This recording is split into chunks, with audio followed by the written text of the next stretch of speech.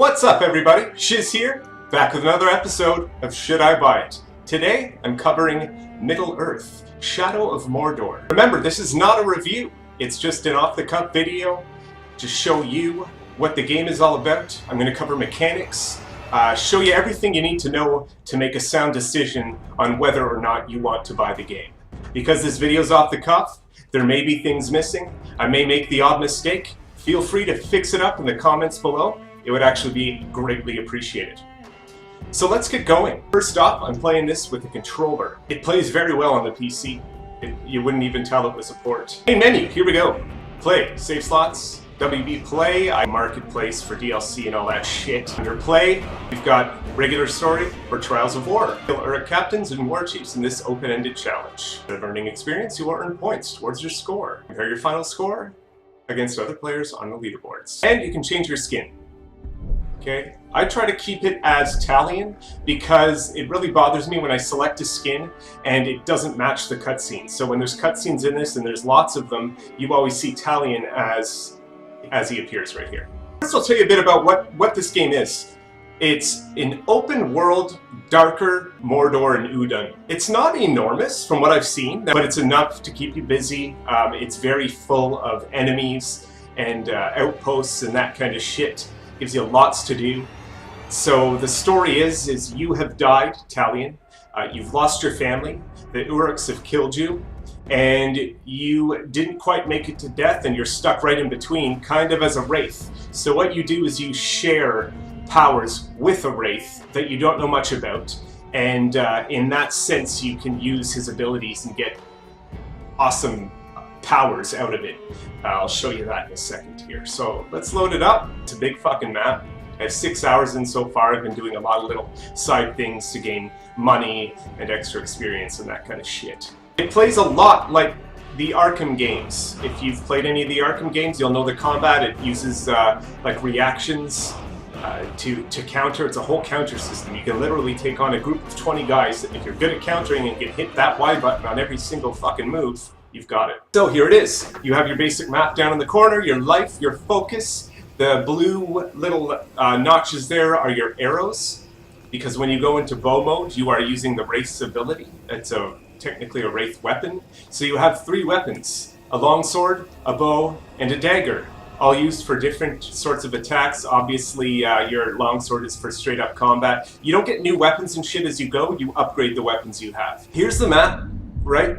It's quite large. I mean, it's enough to keep you busy. I haven't even seen all of it here. So, you know, it lays out what there's to do in each district. There's tons of lore behind this game. Where do I start is the question. Let's start on the pause menu.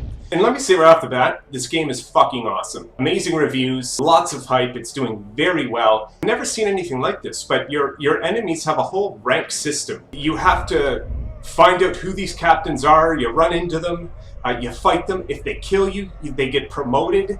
So you'll see here, the higher level ones, this is only power 6, so Ratbag the Coward, he's not so bad. The dark ones are ones I haven't discovered yet, so you can squeeze intel out of other orcs that you can kind of hit up along the way in your adventures and while you're just free roaming around, and it unlocks your choice of intel on any of these. So, or you can get more intel on orcs that you already know are captains and have unlocked, and then you can unlock their powers. So you see, or sorry, their strengths and weaknesses. So you'll see there I can push the Y button to view strengths and weaknesses. So we'll take a look at Ratbag, for example.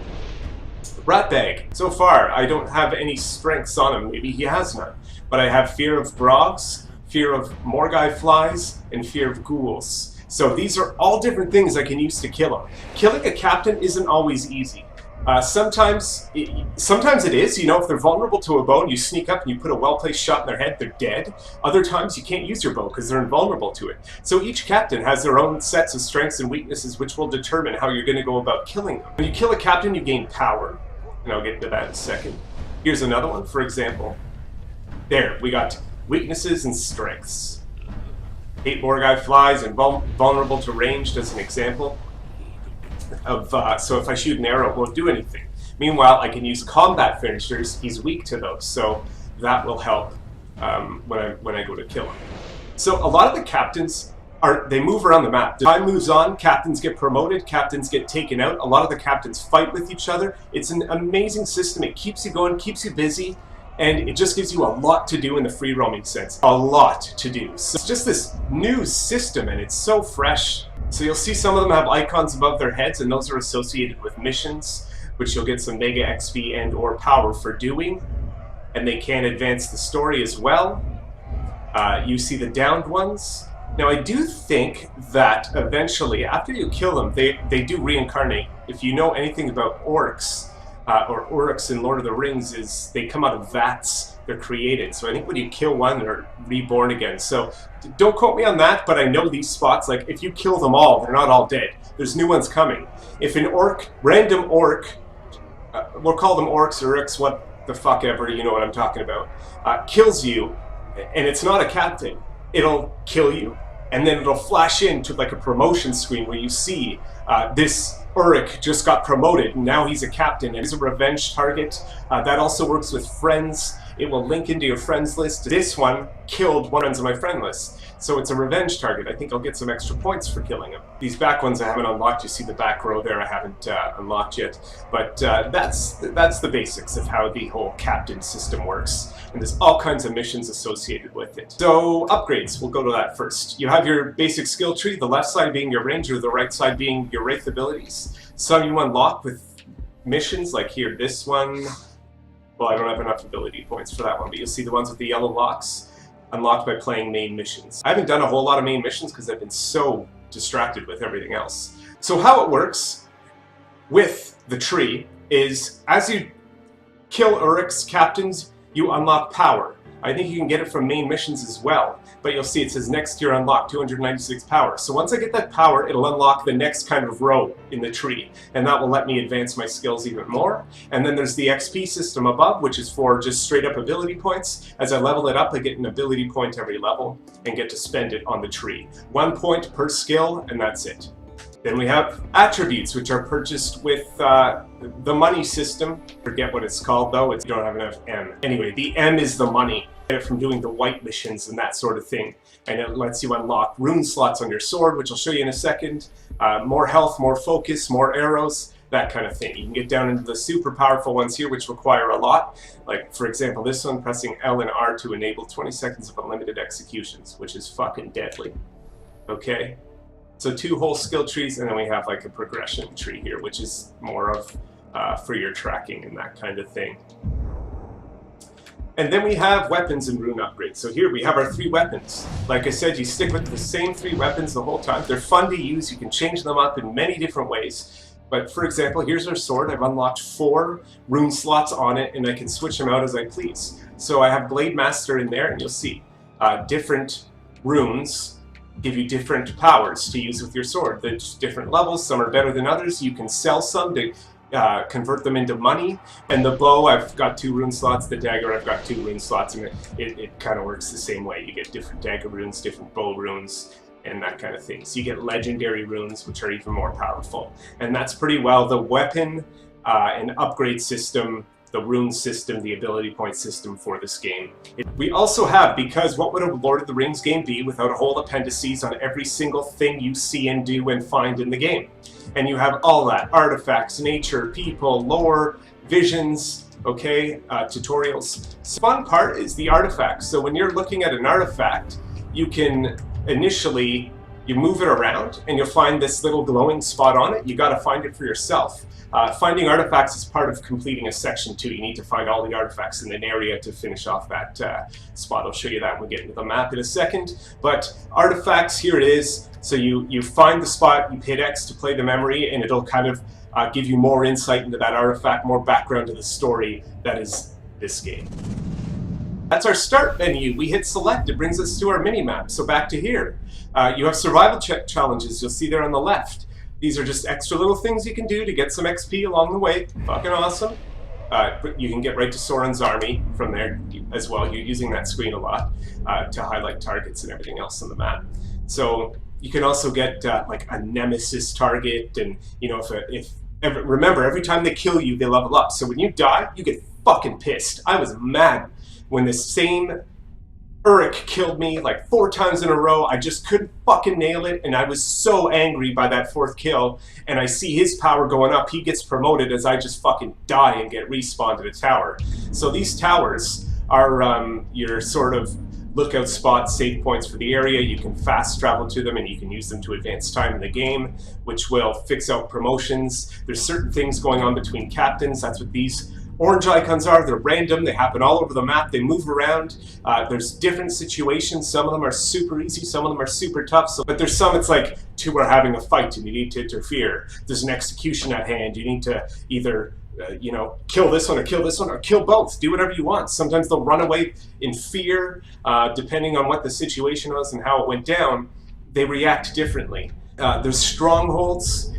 If you go in and if you start fighting, they'll activate an alarm. You'll get even more on you. They're just more fortified areas. Quest missions, which are the yellow icons, which give you power and XP. Different kinds of them. You have some with the outcasts, which are these icons, but they're yellow, so it gives you a nice bit of our outcast story. Shattered memories, you'll see here, this one involves Gollum, so you actually see Gollum in this game, and that's his storyline. And then you have this storyline, which is climbing the ranks, and that's straight up getting to the Black Hand of Sauron.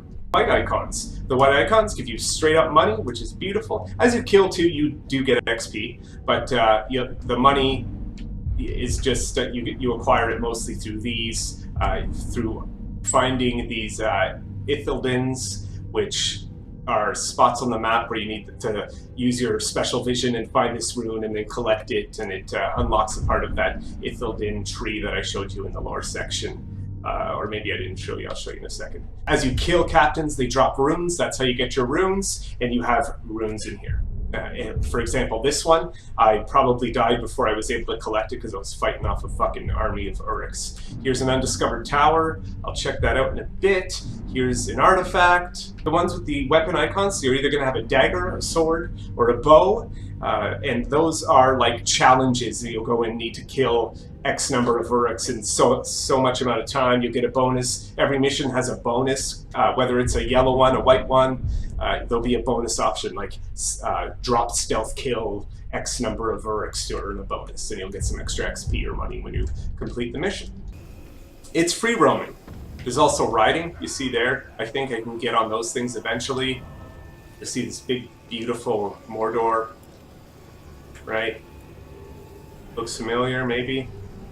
And because I'm in Wraith mode right now, only because I'm standing on the tower. When you go to your towers, your lookout points, you enter Wraith mode and you look like a Wraith. Watch, if I get off, what are we going to do here? Let's go, I'll show you this one. Trial by Ordeal, so you can have an idea of what these orange ones are for. Like I said, the orange ones are popping up all over the map. They all different missions, and they'll tell you what to do. You can get some extra power to unlock tiers on your tree. Jump. Alright. Go in here, you can hide. There's a whole stealth system. Except, I didn't read that, what we're supposed to do. We'll get a little cutscene. So, this is just one of many missions. They're all over the place. They're all fucking random. Challenge. Faces death in a trial by ordeal. So do I interfere with it? Yeah, let's interfere. Let's kill that. He's invulnerable to ranged. So let's see. Trial by ordeal resolved. We can go and do the battle report. But we're gonna kill him. We can mark him.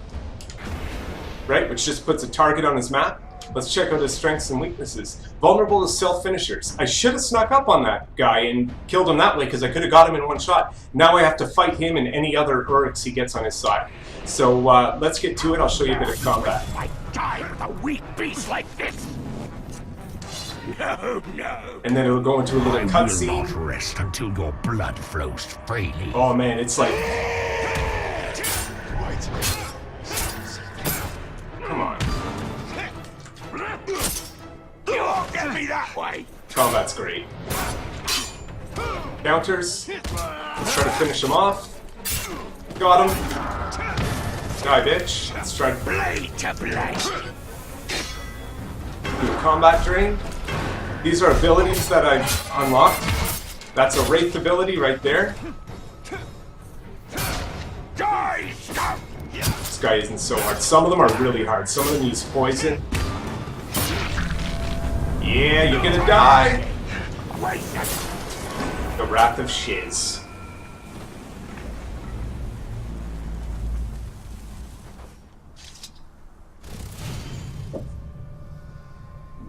Okay, got him. Let's get our artifact, or our rune, sorry.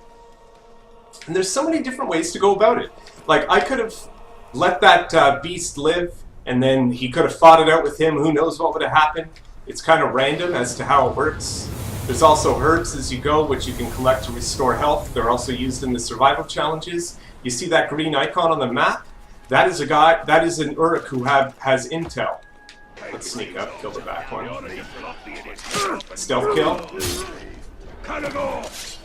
Let's go for a bow kill.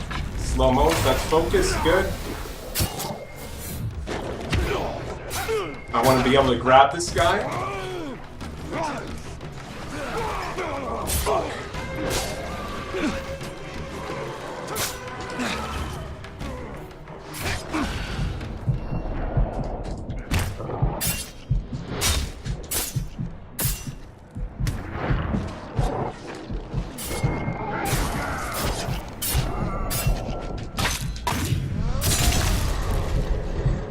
You got your dagger throws as well.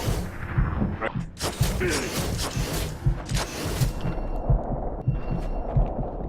What do you want to do? Interrogate? Sure. So this is interrogating. You get into their head, get information, gain intel or kill.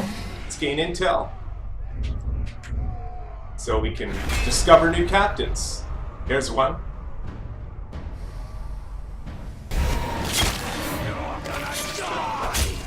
And there's some combat for you.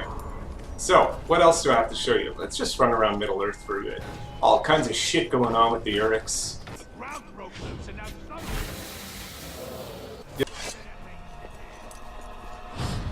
Let's grab him.